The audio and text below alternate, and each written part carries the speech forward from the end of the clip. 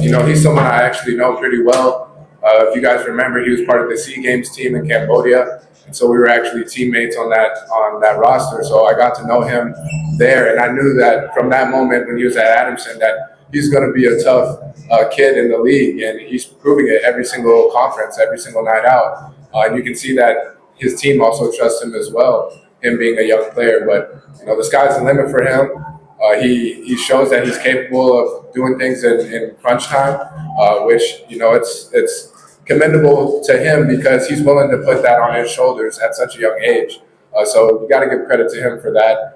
He's just going to learn and keep getting better. So for Jerome, I hope he stays healthy, and I know he's going to do big things in the league, and he's going to be a tough person to match up with for the years to come. But for now, I'm glad that we got the one up on him on this one. I know he's going to be hungry whenever we do get that matchup again, and it's only going to make him a better competitor down the road.